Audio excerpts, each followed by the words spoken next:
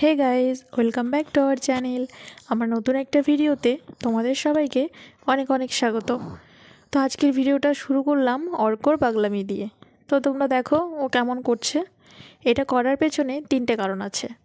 এক নম্বর কারণ হচ্ছে ফোন। আমি কেন ফোনটা অন করেছি, ওর ভিডিওতে মারাত্মক অ্যালার্জি। ও কিছুতেই ভিডিও করতে চায় না বা ভিডিও আমাকে করতেও দিতে চায় না।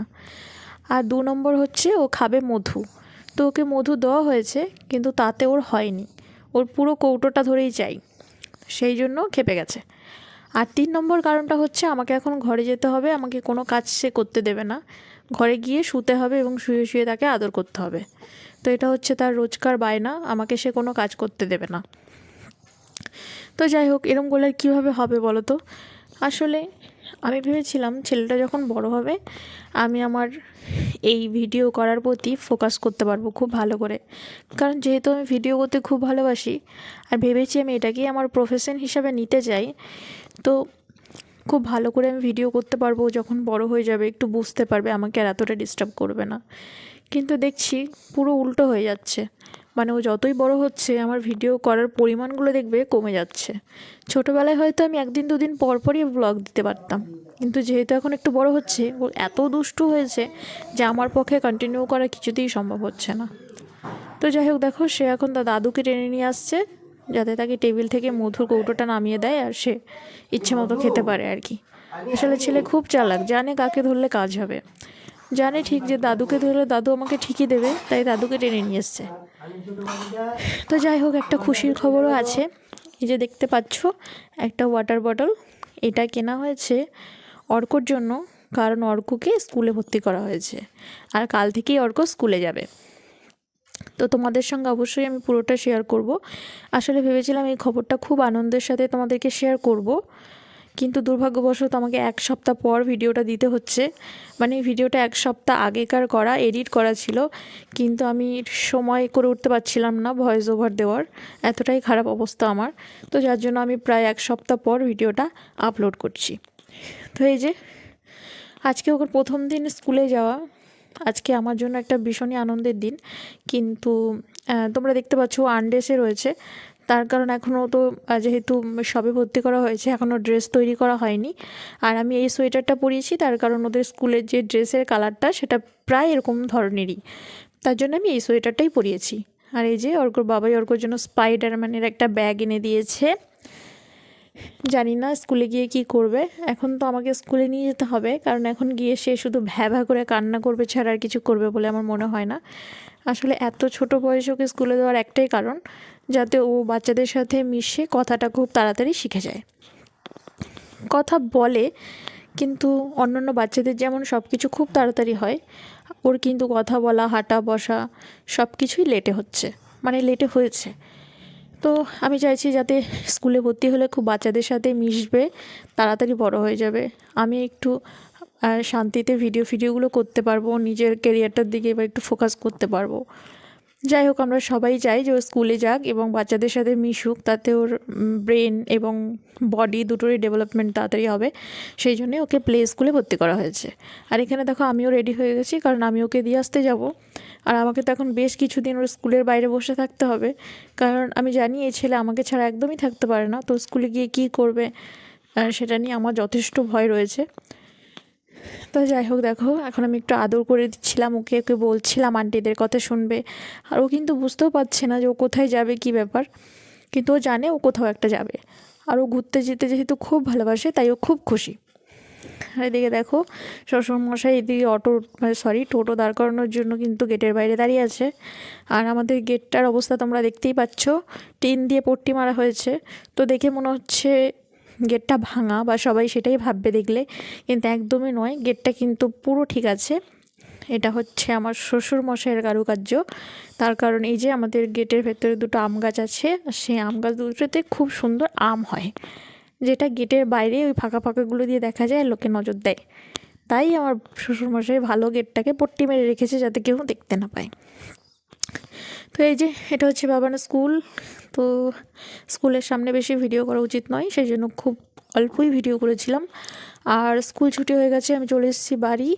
এসে দেখি শাশুড়ি মা অনেক অনেক বাজার করে নিয়ে এসছে, 3 রকমের মাছ, কই মাছ, খয়রা মাছ আর হচ্ছে পাবদা মাছ।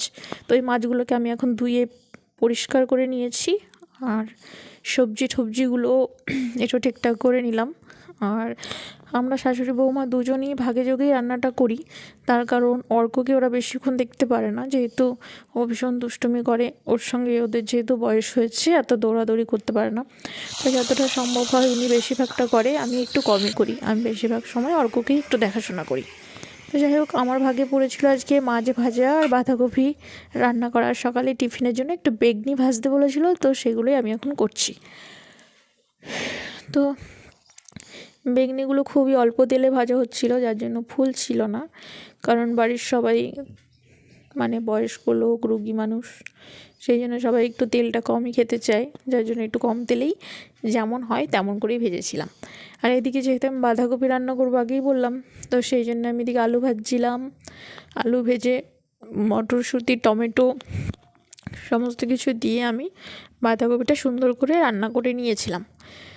তো যাই হোক, তোমাদের আমার কথা শুনে একটু কেমন কেমন লাগতে পারে গলার আওয়াজটা, তার কারণ হচ্ছে আমি শুয়ে শুয়ে ভয়েস ওভার দিচ্ছি। অর্ক আমার পাশে ঘুমাচ্ছে। এখন আর নিজের জন্য এমন কোনো ফ্রি টাইম পাই না যখন আমি একটু ভালো করে ভয়েস ওভার দিতে পারবো। আসলে অর্ক যতই বড় হচ্ছে ততই যেন মানে আমার পেছনই ছাড়ছে না। এখন তো মনে হচ্ছে যেন ছোটোবেলাতেই ভালো ছিল।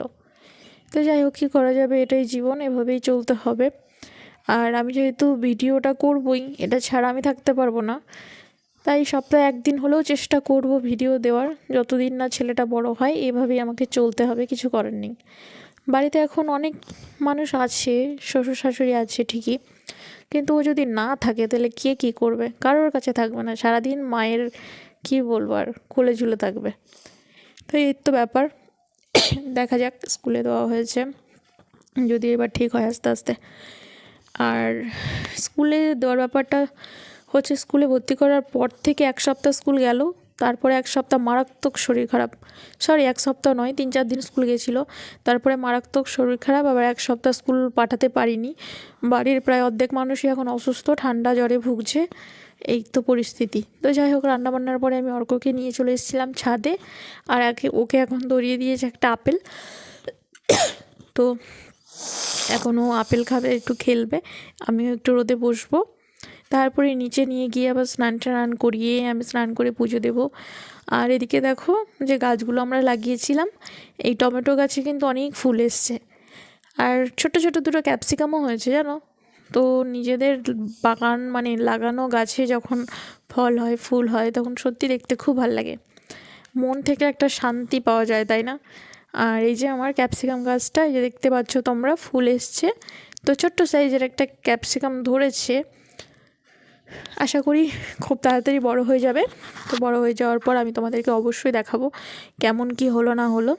তো এই ভিডিওটার বেশি লম্বা করব না, এখানেই শেষ করে দেব। তো তোমরা অবশ্যই আমার পুরো ভিডিওটা দেখো, আর যদি আমার ভিডিওগুলো ভালো লাগে তাহলে অবশ্যই আমাকে সাপোর্ট করো, কমেন্ট করো। যদিও আমার এখন সাপোর্ট বেশি পাবো না আমি জানি, কারণ সাপোর্ট পাওয়ার জন্য কন্টিনিউ ভিডিও দিতে হয়, আমি সেটা একদমই পারছি না। কিন্তু কি আর করা যাবে, আগে তো পরিবার, ছেলে, এদেরকে দেখতে হবে, তাই না? তারপরে তো আমার শখ। তো তোমরা বুঝতেই পারছো, আমারও একটু ঠান্ডা লেগেছে। তো যাই হোক, এই ভিডিওটা এখানেই শেষ করব, আর বেশি বড় করব না। টাটা, ভালো থেকো তোমরা। খুব তাড়াতাড়ি পরবর্তী কোনো ভিডিও নিয়ে আসার চেষ্টা করব, যত তাড়াতাড়ি সম্ভব। এখন একটু অর্কর সাথে খেলাধুলো করি।